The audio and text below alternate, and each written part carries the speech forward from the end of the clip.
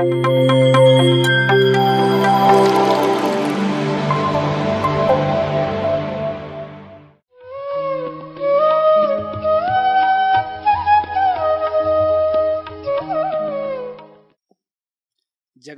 Pyramid ಧ್ಯಾನ ಶಕ್ತಿಯನ್ನು ಪರಿಚಯಿಸಿದ ಡಾಕ್ಟರ್ ಬ್ರಹ್ಮರ್ಷಿ ಸುಭಾಷ್ ಪತ್ರಿಜಿ ಅವರಿಗೆ ಹಾಗೂ ಸ್ವರ್ಣಮಾಲಾ ಪತ್ರಿ ಮೇಡಮ್ ಅವರಿಗೆ ನಮಸ್ಕರಿಸುತ್ತಾ, ಹಾಗೆ ನನಗೆ ಧ್ಯಾನ ಕಲಿಸಿಕೊಟ್ಟು ಇಂದಿಗೂ ನನ್ನ ಬದುಕಿಗೆ ಮಾರ್ಗದರ್ಶನ ನೀಡ್ತಾ ಇರುವಂಥ ರಾಮನಗರ ಪಿರಮಿಡ್ ಧ್ಯಾನ ಕೇಂದ್ರದ ಸಂಸ್ಥಾಪಕರಾದ ಕೃಷ್ಣಪ್ಪ ಸರ್ ಅವರಿಗೆ ನಮಸ್ಕರಿಸ್ತಾ, ನನ್ನ ಹೆಸರು ದಿಲೀಪ್ ಅಂತ, ರಾಮನಗರ ಪಿರಮಿಡ್ ಧ್ಯಾನ ಕೇಂದ್ರದಿಂದ ಮಾತಾಡ್ತಾ ಇದ್ದೀನಿ.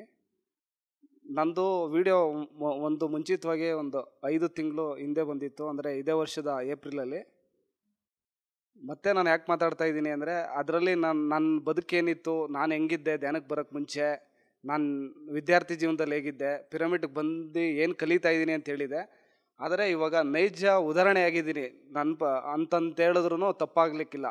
ಯಾಕಂದರೆ ಆ ವಿಡಿಯೋದಲ್ಲಿ ಹೇಳಿದೆ ನಾನು, ನನಗೆ ಕೃಷ್ಣಪ್ಪ ಸರ್ ಅವರು ಒಂದು ಪರ್ಸ್ನಲ್ಲಾಗಿ ಇನ್ಸ್ಪಿರೇಷನ್ನು, ಮಾರ್ಗದರ್ಶನ, ಅವರಂಗೆ ನಾನು ಪೊಲೀಸ್ ಡಿಪಾರ್ಟ್ಮೆಂಟ್ಗೆ ಹೋಗಬೇಕು ಅನ್ನೋ ಕನಸಿದೆ. ಅದಕ್ಕೋಸ್ಕರ ಓದ್ತಾ ಇದ್ದೀನಿ.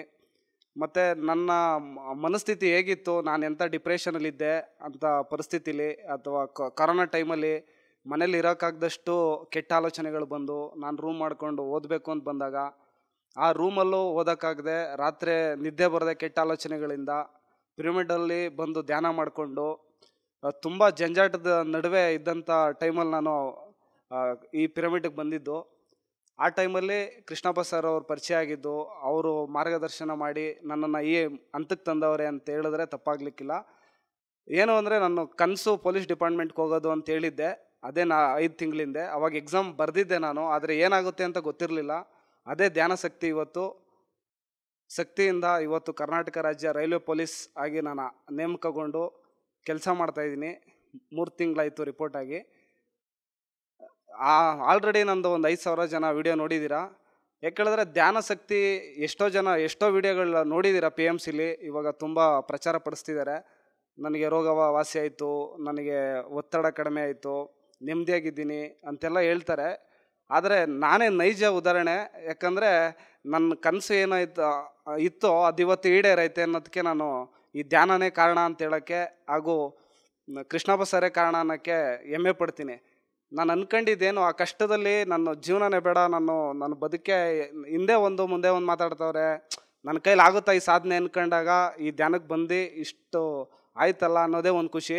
ಆದರೆ ಇಷ್ಟಕ್ಕೆ ನಿಲ್ಲಿಸಲ್ಲ ಇದನ್ನು. ಇನ್ನೂ ಸ್ಪರ್ಧಾತ್ಮಕ ಜೀವನನ ಇನ್ನೂ ಮುಂದುವರಿಸ್ತಾ ಇದ್ದೀನಿ. ಹಾಗೆ ನನ್ನ ಕನಸುಗಳಿವೆ.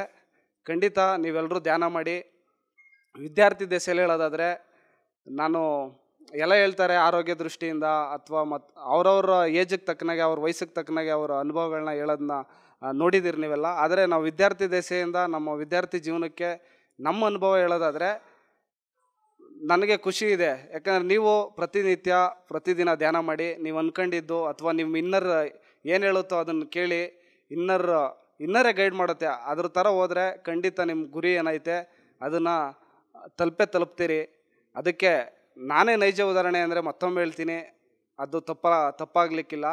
ಖಂಡಿತ ಈ ಧ್ಯಾನ ಶಕ್ತಿಲಿ ನಿಜವಾದ ನಿಮಗೆ ಏನು ಫಲಿತಾಂಶ ಸಿಗುತ್ತೆ. ಪ್ರತಿದಿನ ಧ್ಯಾನ ಮಾಡಿ. ಹಾಗೆ ಹೇಳೋದಾದರೆ, ನಾನು ರಾಮನಗರ ಪಿರಮಿಡ್ನ ಈ ಜನ್ಮದಲ್ಲಿ ಮರೆಯೋಕ್ಕೆ ಸಾಧ್ಯನೇ ಇಲ್ಲ. ಯಾಕಂದರೆ ನನ್ನ ನೋವಿನ ದಿನಗಳನ್ನ ಇಲ್ಲಿ ಪರಿವರ್ತನೆ ಮಾಡ್ಕೊಂಡು ಜಾಗ ಅಂದ್ರೂ ತಪ್ಪಾಗಲಿಕ್ಕಿಲ್ಲ. ಮೊದಲಿನ ವಿಡಿಯೋದಲ್ಲಿ ಹೇಳಿದ್ದೀನಿ ರಾಮನಗರದಲ್ಲಿ ಏನೇನು ಕೆಲಸಗಳು, ಪಿರಮಿಡಲ್ಲಿ ಯಾವ್ಯಾವ ರೀತಿ ಇರುತ್ತೆ ಸೌಲಭ್ಯಗಳು. ಬನ್ನಿ ನೀವು. ಅದೇ ರೀತಿ ಕೃಷ್ಣಪ್ಪ ಸರ್ ಅವರು ನನ್ನೊಬ್ಬರಿಗೆ ಅಂತಲ್ಲ, ನನ್ನಂಥ ಎಷ್ಟೋ ಜನಕ್ಕೆ ಪರಿವರ್ತನೆ ಮಾಡಿರೋದನ್ನ ಕಾಣ್ಬೋದು. ಅಷ್ಟೇ ಅಲ್ಲ, ಇವಾಗ ರೀಸೆಂಟಾಗೆ ನನ್ನ ಗಮನಕ್ಕೆ ಬಂದಂಗೆ ರಾಮನಗರ ಜಿಲ್ಲಾ ಕಾರಾಗೃಹದಲ್ಲಿ ಆ ಕೈದಿಗಳಿಗೆ ಧ್ಯಾನ ಕಲಿಸ್ಕೊಟ್ಟಿರೋದು. ಅದೇ ರೀತಿ ಪೊಲೀಸ್ ತರಬೇತಿ ಶಾಲೆ ಚನ್ನಪಟ್ಟಣದಲ್ಲಿ ಶಿಬಿರಾರ್ಥಿಗಳಿಗೆ ಧ್ಯಾನ ಕಲಿಸ್ತಾ ಇರೋದು. ಹಂಗೆ ಪ್ರತಿದಿನ ರಾಮನಗರ ಪಿರಮಿಡ್ ಧ್ಯಾನ ಕೇಂದ್ರಕ್ಕೆ ತುಂಬ ಡಿಪ್ರೆಷನ್ಲಿರೋರು, ತುಂಬ ತೊಂದರೆಯಲ್ಲಿರೋರು, ಮಾನಸಿಕವಾಗಿ ಖಿನ್ನತೆಗೊಳಪಟ್ಟಿರೋರು ಅನೇಕ ಜನ ಬರ್ತಾರೆ. ಅದೇ ರೀತಿ ಇಲ್ಲಿ ರಾಮನಗರ ಪಿರಮಿಡಲ್ಲಿ ಯಾವುದಕ್ಕೂ ಕೊರತೆ ಇಲ್ಲ. ಪ್ರತಿ ಭಾನುವಾರ ಸತ್ಸಂಗ ನಡೀತದೆ. ನೀವು ಬನ್ನಿ, ಖಂಡಿತ ಧ್ಯಾನ ಮಾಡಿ. ನಾನು ಪಡೆದಿರೋ ಫಲಿತಾಂಶಕ್ಕಿಂತ ಹೆಚ್ಚಿನ ಸಾಧನೆ ಮಾಡಿ ಅಂತ ಈ ಮೂಲಕ ಕೇಳ್ಕೊತೀನಿ. ಇವಾಗ ಆಲ್ರೆಡಿ ನಾನು ಜಾಬಲ್ಲಿ ಇರೋದ್ರಿಂದ ಇಷ್ಟಕ್ಕೆ ಇದು ನನ್ನ ಏನು ಸ್ಪರ್ಧಾತ್ಮಕ ಆದಿನ ನಾನು ಇಲ್ಲಿಗೆ ನಿಲ್ಲಿಸಲ್ಲ, ಇನ್ನೂ ಮುಂದುವರಿಬೇಕು ಅನ್ನೋ ಕನಸಿದೆ. ನಾನು ಖಂಡಿತ ನಾನು ಅಂದ್ಕೊಂಡಿದ್ದು ಒಂದು 5-6 ತಿಂಗಳಲ್ಲೇ ನೆರವೇರ್ತು ಅಂದರೆ ನಾನು ಇನ್ನೂ ಎಫರ್ಟ್ ಹಾಕಿದ್ರೆ ಅಥವಾ ಧ್ಯಾನ ಮಾಡಿಕೊಂಡು ಧ್ಯಾನದ ಜೊತೆಗೆ ಓದಿದ್ರೆ ಇನ್ನೂ ಯಾಕೆ ಮುಂದೆ ಹೋಗಲ್ಲ ನಾನು ಅಂತ ನನಗೆ ಅನಿಸಿರೋದು ಉಂಟು. ಖಂಡಿತ ನಾನು ಮುಂದೆ ಇನ್ನೂ ದೊಡ್ಡ ಹುದ್ದೆಗೆ ಓದೇ ಹೋಗ್ತೀನಿ. ಅದೇ ರೀತಿ ನೀವು ಖಂಡಿತ ಧ್ಯಾನ ಮಾಡಿ. ಧ್ಯಾನನ ಪ್ರಚಾರ ಪಡಿಸ್ತಾ ಇರುವಂಥ PMC ಕನ್ನಡ ಚಾನಲ್ ಅವರಿಗೆ ಹೃತ್ಪೂರ್ವಕ ಧನ್ಯವಾದ ಹೇಳ್ತಾ ನಾನು ಈ 2 ಅನಿಸಿಕೆಗಳನ್ನ ಹಂಚ್ಕೊಳ್ಳೋಕೆ ಇಷ್ಟ.